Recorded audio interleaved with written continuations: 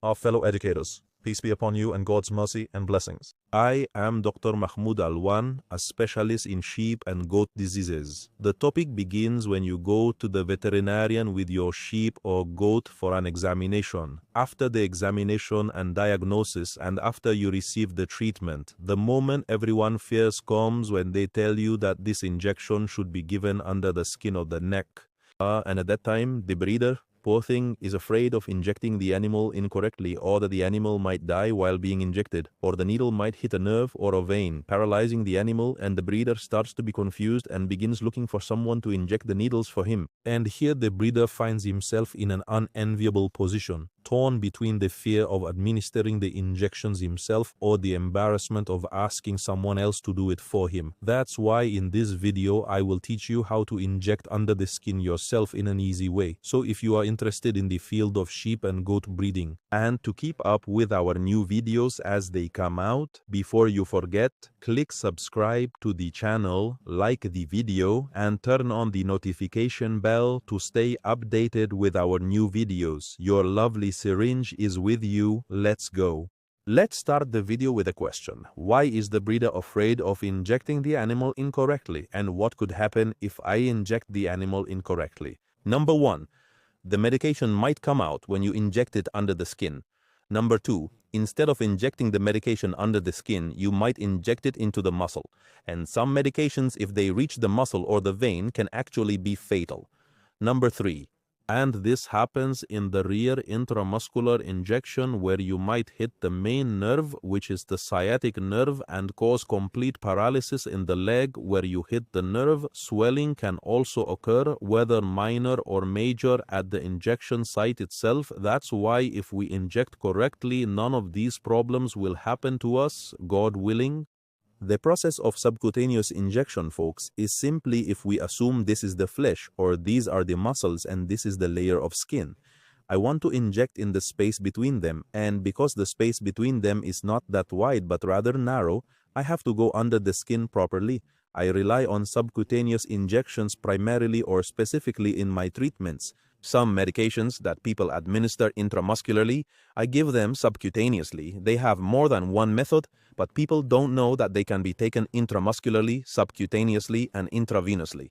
Of course, you need to know how to inject under the skin because many vaccinations or most vaccinations are administered subcutaneously, like the vaccination for septicemia or pasteurella, the vaccination for enterotoxemia or cholesterol, the vaccination for plague, the FMD or foot and mouth disease vaccination, and the Rift Valley fever vaccination. All vaccinations, folks, are administered under the skin in the neck area or possibly under the armpit. And of course, the doctor will not be available with you continuously to come and inject the animal, especially if you have a small number. Sometimes the doctor might come for large numbers when you have 50 or 100 or 150 heads. But for example, someone who has 2 goats or 5 or 6 sheep, it becomes difficult for the doctor to follow up with all these people for all the vaccinations and all the injections. So I start with the area where I am supposed to inject. I look for areas where the skin is not tight. The skin should be loose, allowing for movement, not tight like this. I can't pull it properly, but it should be loose like this, as you can see in the picture, in areas in front of the shoulder and behind the shoulder.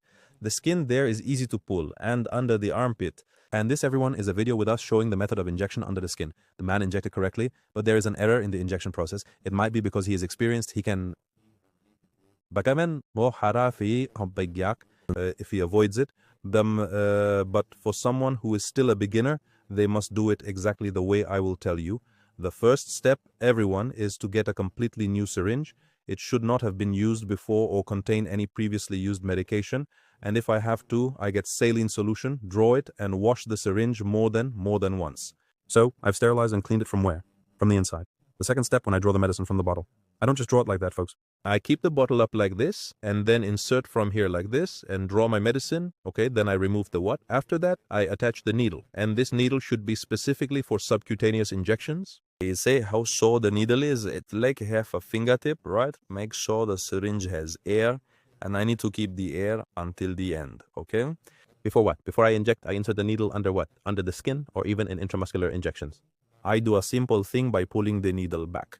So if blood comes out, I change the location to avoid injecting into a vein. whether this is under the skin or in the muscle. Although under the skin it's a bit difficult, it means it's hard to pull and find blood, possibly in the muscle. Yes, after you inject the medicine, sometimes the spot where the needle was inserted becomes visible because the needle is rough or a bit thick, so the medication comes out again. So you place your hand over the medication spot for a few seconds to ensure the medication doesn't it doesn't come back out from the needle hole. Of course, في قطع فنضلني with subcutaneous injections, you'll notice a swelling under the skin after the injection. This is normal because the medication goes under the skin. You start massaging it to distribute the medication. Come on, let's see how this is done practically on the animal, and I'll tell you a simple and innovative method you can do at home easily. You can even do it while sitting in front of me now as you watch the video, and after that, God willing, you will become a professional in subcutaneous injections. Before I tell you the method, I would like to thank everyone who followed and supported us recently from Egypt, Algeria, Tunisia, Libya, Sudan, and Iraq. Thanks to God Almighty and your support, we were able to reach the first 2,500 subscribers in a few days. And this is a very rapid growth rate for an educational channel. The idea for the channel started, folks, when I looked at YouTube and the videos spread on it. I found that most of the people who dedicated their channels to the field of sheep and goats are not doctors. And to be fair, some information is correct and a lot of information is very wrong. As a veterinarian specializing in the field of sheep and goats, I created this channel to combine both the scientific and practical aspects, discussing everything related to sheep and goats, health issues, and nutritional problems. Our goal is for the breeder to achieve the highest profit and gain in their project, whether it's a fattening project or a breeding project, and to continue our journey and see more and more videos that will benefit us in the coming period. That's why we need you to support the channel through 3 steps. Number 1, if you are not subscribed, we would be honored if you subscribe. Number 2, like the video. Number 3, share the video widely in the groups you follow or with your close friends and loved ones. And God willing, with God's grace and your support, we will become the largest specialized channel in the field of sheep and goats in the Arab world. Now let's see how to inject under the skin in a very simple way while you're sitting in your place watching the video. All you need now is a syringe with the needle, the rough one as you can see in the video. This is a leg, everyone, here it is. And these are the pants I'm wearing. The pants should be cotton or the same material, not for example fabric, so that it is easy to handle.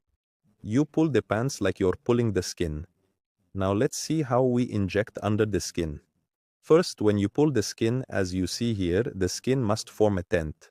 And the area where the skin is not like this, the areas I'm going to tell you about must have loose and flexible skin. It should be elastic and move with you when you pull the skin like this. Alright, it forms like a tent. I can insert the needle from here as you can see. This is the method. The correct way. But if I insert the tooth from the side like this, as you can see, exactly like this, where can it come out from? It can come out from the other side. So the correct way is to insert the tooth between the two fingers, and be careful if I inject downward, or the needle must be parallel to the animal's body. If I inject downward, it will go into the muscle. If I inject upward, the needle will come out and the medicine will all come out. I emphasize, everyone, the syringe must be new and the needle must be new. God forbid if you accidentally prick yourself, you won't bear any blame. The idea with this method, everyone, is that you will feel everything. You see, if the needle goes under the skin or comes out of the skin, or you prick yourself, then what are you? Whoa, haven't wronged the animal before learning on it. And this is a practical video, folks, of people injecting the animal practically. They pull the skin, take a fold of the skin, make a tent, and insert the needle underneath it. Some people insert it between their fingers, and some insert it in the other direction. Okay, but the most important thing is that it goes under the what? The skin. The areas, as we can see, can be injected under the armpit or under the skin in the area of the what? The neck, in front of the shoulder, or behind the shoulder. And there's something you might not be aware of. When you inject on the right, inject on the left. For example, if you have 2 syringes and you want to inject an antibiotic with a vitamin, inject under the skin on the right and under the skin on the left. Do not inject in the same area to avoid causing swelling. And to be sure, everyone, that I haven't entered a vein, because that's also a big mistake. Pull the syringe back a little. So after you insert the syringe, what do? Now, as I'm injecting, I pull back a little, and if blood comes out, I change the location. These are some golden professional tips I'll share with the breeders. Number 1, use a sterile and clean syringe. If this is the only syringe available to you, so things are simple, everyone. We get saline solution from the human pharmacy to sterilize the syringe and needle and use it. Do not mix more than 1 medication in the same syringe. Mizare, Sadi, Because not all medications can be mixed together. It's very, very important, folks, to hold the animal properly so you don't injure the animal or yourself. The danger of pricking yourself, folks, while injecting the animal. If this animal has brucellosis or an infectious disease, it could, God forbid, be transmitted to you through what? Injections should always be recorded in a farm log, where you write the name of the medication, the name or number of the animal, and the dosage it received. You should have a record for each animal or a page for each animal. So if you want to keep records like farms, there are two types of medicines, folks. Medicines for the fridge and medicines outside the fridge. The fridge medicines must be put in the fridge. The medications for the freezer must be placed in the freezer. The medication that is not stored in the refrigerator should not be placed in the refrigerator. It should be kept at normal room temperature, which can be 20 or 22 or up to 28 or up to 30. So the medicine that is outside the fridge, leave it. Do not put it inside the fridge. If you put it in the fridge, there is no problem. But leave it out after you take it out of the fridge. Leave it for a while until it warms up a bit. And this, everyone, was a complete practical explanation of subcutaneous injections in sheep and goats. If you liked the video and want us to make the next episode about intramuscular injections, let me know in the comments. And God willing, in the upcoming episodes, we will make 2 episodes about intramuscular injection and intravenous injection. That's why, if you haven't subscribed to the channel yet, subscribe to the channel from here and activate the bell button, like the video. The comment section is open if anyone has any questions regarding the video topic or outside the video topic or on a topic you'd like us to talk about in the future. We're at your service. And don't forget the most important thing, to pray for the Prophet, peace be upon him, in the comments and to make a good prayer for us. This was Dr. Mahmoud Alwan, a specialist in sheep and goat diseases, Cairo University, Arab Republic of Egypt.